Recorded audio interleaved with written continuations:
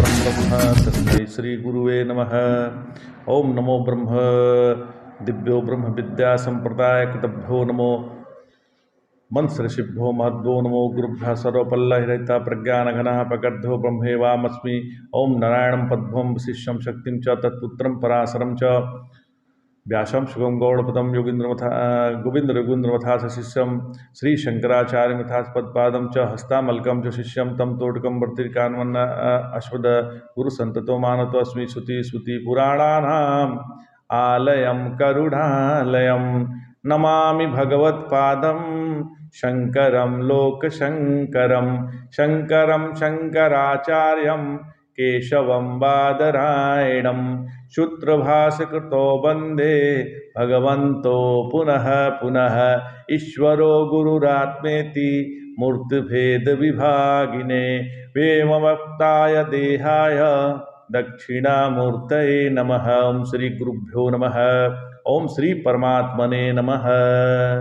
हम लोग गीता के 5वें अध्याय का अध्ययन कर रहे हैं।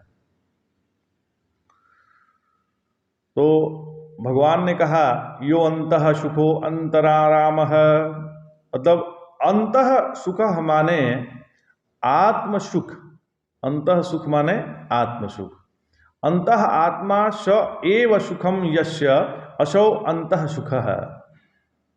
ध्यान दीजिएगा, अंतः आत्मा स एव सुखम यस्य असौ अंतः सुखः, जिसका सुख आत्मा है, अनात्मा नहीं है।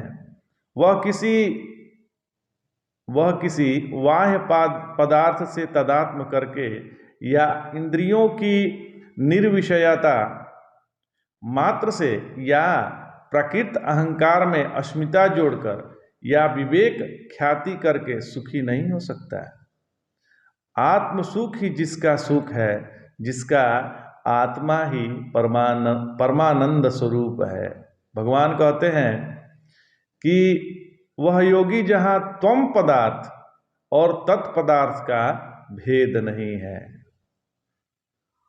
वह योगी है। कौन है? जिसको न तत्पदार्थ और त्वम पदार्थ दोनों में भेद दृष्टि नहीं है, वह योगी है। उस ब्रह्म से ऐक्य का अनुभव करके ब्रह्म निर्वाण का अनुभव करता है। इसी का लक्षण अगले श्लोक में भगवान बतलाते हैं। लभते ब्रह्म निर्वाण विषयः क्षीण कल्मषाः छिन्न द्वैधा यतात्मनः सर्वभूहिते रताः। जिसके कल्मष मतलब मल नष्ट हो गए हैं, जिनका संशय दूर हो गया है और जिनका मन अपने अधीन है और जो सभी प्राणियों के हित में तत्पर है, रत है, वे ऋषि ही ब्रह्म निर्वाण को प्राप्त होते हैं। संपूर्ण भूतों के हित में वही रहेगा जो अहिंसक हो, राग द्वेष से रहित हो, सबका भला चाहता हो तथा जिसका ऐसा संकल्प हो कि सभी भगवान के भक्त हो जाएं। परंतु सब भूतों का हित तो कोई नहीं कर सकता, क्योंकि सबका प्रारब्ध तो एक सा नहीं होता। ईश्वर ने जिसके लिए जो विधान निश्चित किया है, कर दिया है, वह मीट नहीं सकता, वह अमीट है। इसलिए यहाँ इसका अर्थ यह है कि सर्वभूतों का हित मतलब प्रिय भगवान या आत्मा ही है। अतः जिसकी आत्मा या भगवान में रति है, वही सर्वभूतो हिते रत है, वही सबका प्यारा है। क्योंकि आत्मा सबका एक है, इसलिए जो आत्मा से प्रेम करता है वह सभी से प्रेम करता है। इसी से जो संत एकांकी हैं, एकांत में रहते हैं और किसी से कोई संपर्क नहीं करते, उनसे सभी प्रेम करते हैं। भगवान इस श्लोक में जो 4 विशेषताएं बतलाए हैं, ये जब तक न हो वो जिसमें उसे ऋषि नहीं कहा जा सकता। जो 4 विशेषताएं बताए हैं भगवान, वो जिसमें है वही ऋषि है, और इन गुणों से युक्त पुरुषों को ही ब्रह्म निर्वाण प्राप्त हो सकता है। तो ऋषि और मुनि में क्या अंतर है, ऐसा प्रश्न आ सकता है। तो जिन्हें वेद मंत्रों का साक्षात्कार हुआ है वे ऋषि हैं। और जिन्हें मनन द्वारा आत्मा का साक्षात्कार हुआ है वे मुनि हैं। परंतु किन्हीं किन्हीं में ये दोनों ही गुण पाई जाती है,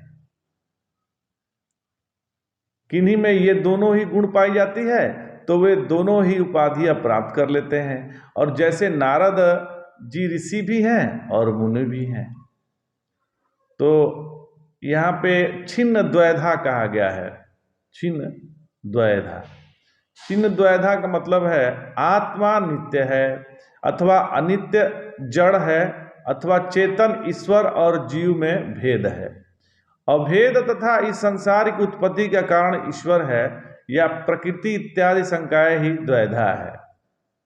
ये सब जिनकी निवृत्ति हो गई है वे छिन्न द्वैधा है। जिसका द्वैत निवृत्त हो गया है वो छिन्न द्वैधा है। तो प्रकृति जीव और ईश्वर, प्रकृति जीव ईश्वर और ब्रह्म, इनमें परस्पर क्या अंतर है? तो ध्यान दीजिएगा, प्रकृति सत्य है किंतु जड़ है, जीव सत्य और चैतन्य है किंतु इसमें अल्प कर्तृत्व है और अल्प भोक्तृत्व है, तथा ईश्वर तो सत्य चित्त है ही, उसमें सर्वकर्तृत्व और सर्वभोक्तृत्व भी है, तथा ब्रह्म सत्य चित्त स्वरूप है किंतु उसमें कर्ता भोक्तापन नहीं है। ईश्वर और जीव में क्या अंतर है? तो ईश्वर संपूर्ण विभूतियों का स्वामी है और जीव विभूतियों के अधीन है। जीव अविद्या के वशीभूत है और ईश्वर मायापति है। जीव मानो मिट्टी के मकान में बंद है और ईश्वर माने कांच के मकान में बैठा हुआ है, अथवा जो गुणों में आसक्त नहीं है वह ईश्वर है और जो गुणों के अधीन है वह जीव है। तो प्रश्न यह है कि क्या जीव और ईश्वर में एकता हो सकती है? तो उत्तर यह है कि जीव और ईश्वर की एकता नहीं हो सकती, क्योंकि उन दोनों का लक्षण भिन्न भिन्न है। जीव अल्प है, ईश्वर महान है। हाँ, चेतनत्व की दृष्टि से इन दोनों में एकता है ही। यदि चेतना देखा जाए, आत्मा से देखा जाए तो दोनों एक ही है। तो ब्रह्म और ईश्वर में क्या अंतर है? तो ब्रह्म निर्विशेष है और ईश्वर माया विशिष्ट है, वो माया लेके आता है। परंतु तत्वतः ऐश्वर्य होने से जिसे भगवान कहा जाता है, सबसे परे होने से उसी को परमात्मा कहते हैं। चैतन्य मात्र होने से वही ब्रह्म है और अपना आप होने के कारण वही आत्मा है। तो ईश्वर और तत्ववेता में क्या अंतर है? तो ईश्वर में सर्वकृतित्व है और सर्वभोक्तित्व है, तो भी वह नित्य मुक्त है, किंतु तत्ववेता में अल्पकृतित्व अल्पभोक्तित्व होने पर भी जीवन मुक्त है। दोनों को उपाधियों में अंतर है, स्वरूप से दोनों एक ही हैं। देखिए, कौशितकी उपनिषद में एक कथा आती है कि जब इंद्र ने प्रतर्दन से कहा कि वर मांग लो, तो प्रतर्दन ने कहा कि हे भगवान, हम नहीं जानते कि क्या मांगना चाहिए, इसलिए यदेव हित तमम तदेव में ब्रूहि, मतलब जो हिततम है वो हमें बताइए। इंद्र ने कहा कि एक ऐसा ज्ञान जिसे प्राप्त कर लेने पे पाप पुण्य का संश्लेष नहीं रहता है। वही इंद्र ने पापों के नाम जो गिनाए हैं उसे यहाँ सुनना अच्छा नहीं है, क्योंकि कथापि खलु पापा नाम अलम अश्रेयसे यतः, पापों के नाम लेकर नहीं गिनाना चाहिए, क्योंकि यह भी पाप है। पापों के नामोच्चारण से भी अमंगल होता है महाराज। यदि नाम ले लेकर गिनाना ही है तो भगवान का नाम ही लेना चाहिए। विष्णु सहस्त्र नाम का पाठ करिए ना। तो जब तक अविद्या अंधकार का नाश न हो जाए तब तक सर्वभूत हित होता ही नहीं है। हे महादेव नारायण, काम क्रोध से रहित होकर सदा आत्मनिष्ठा में स्थित होने वाले यतियों को ही जीवन मुक्ति और विदेह मुक्ति का सुख सिद्ध होता है। योग वासिष्ठ के उपशम प्रकरण में एक कथा आती है। प्रहलाद का नारायणीकरण हो गया था। प्रहलाद जो है नारायण हो गए थे, इतना तपस्या किए कि वो नारायण स्वरूप हो गए। वे नारायण की तरह ही चतुर्भुज, सुदर्शन चक्र, गदा शंख भारी धारी, श्याम वर्ण हो गए थे। देवताओं ने नारायण से प्रार्थना की कि यदि प्रहलाद भी आपके सामान्य हो गए तो हम लोगों की तो दुर्गति हो जाएगी। इसके बाद नारायण गणु पर चढ़कर आए और बोले कि प्रहलाद वर मांगो। प्रहलाद ने कहा कि हे भगवान, आपके ज्ञान में जो सर्वोत्तम है वो हमें बताएं। आप सबसे श्रेष्ठ किसे जानते हैं, वही ज्ञान हमें दीजिए। भगवान ने वर देते हुए कहा कि अन्नमय कोश से लेकर आनंदमय कोश पर्यंत तुम्हें विवेक होकर ब्रह्म का बोध होना ही सर्वोत्तम ज्ञान है। यह ज्ञान तुम्हें प्राप्त हो जाए, यही सर्वभूता हित है।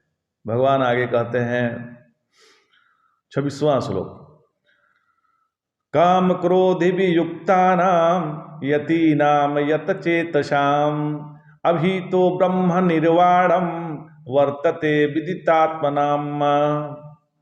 काम क्रोध से रहित और संयत चित तत्ववेता यतियों को सब ओर से अर्थात देह त्याग के पूर्व और पश्चात सभी अवस्थाओं में ब्रह्म निर्वाण अनुभव होता है।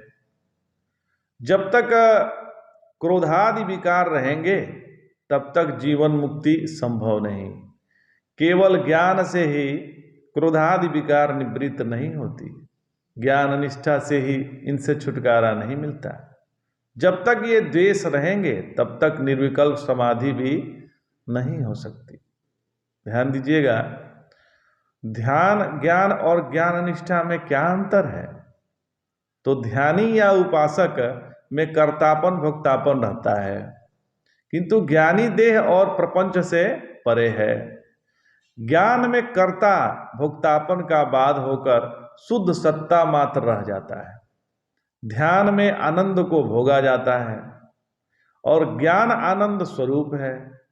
ध्यान में ध्येय अपने से भिन्न होता है, किंतु ज्ञान में ज्ञेय स्वयं ही है।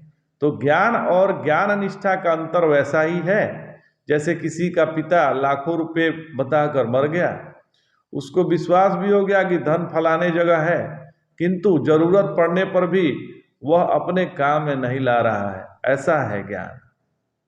और यदि अभ्यास रूपी परिश्रम के द्वारा खोदकर उसे वह भोगने लगे तो उसी का नाम है ज्ञान निष्ठा।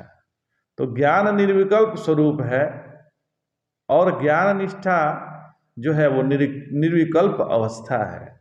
ज्ञान में वृत्ति का बाध हो जाता है, किंतु ज्ञान निष्ठा में वृत्ति रहती है।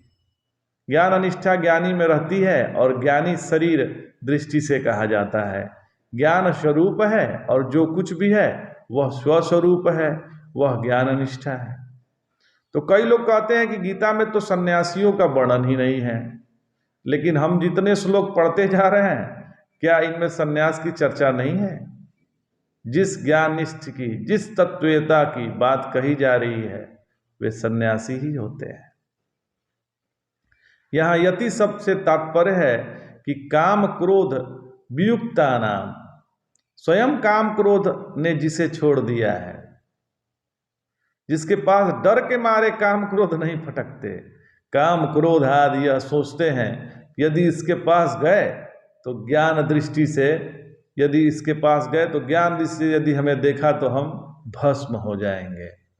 इसलिए ये विकार तत्ववेता ब्रह्मनिष्ठ यतियों के पास नहीं फटकते। भगवान आगे कहते हैं 27वें श्लोक, स्पर्शान कृत्वा बहिर्बाह्याम चक्षुष्वैवान्तरे भ्रुवोः प्राणापानौ शमो कृत्वा नाशाभ्यंतरचारिणी।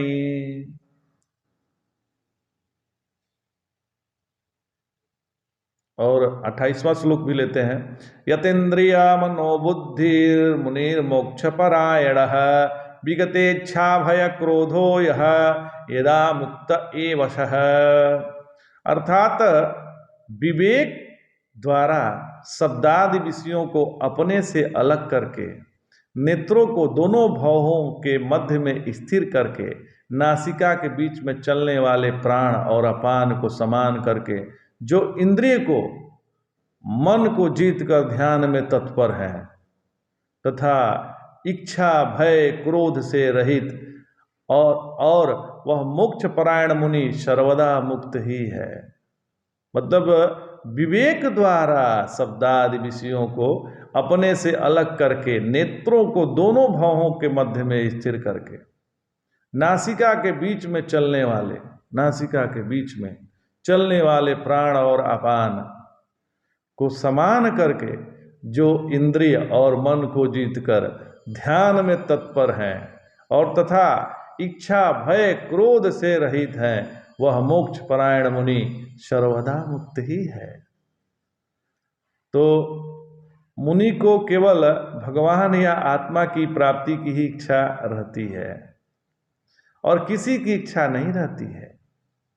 वह निर्भय है क्योंकि वह अपने को सदैव असंग ही अनुभव करता है और सबको अपना इष्ट ही समझता है। कोई अन्य है नहीं उसके नज़र में, सब अपना ही विस्तार है, क्योंकि द्वैतीयाद्वे भयम भवति।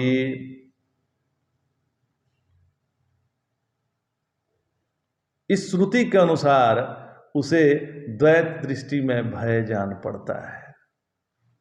वह अक्रोधी है क्योंकि विवेक द्वारा उसने अच्छे बुरे या अनुकूल प्रतिकूल के भेद को त्याग दिया है।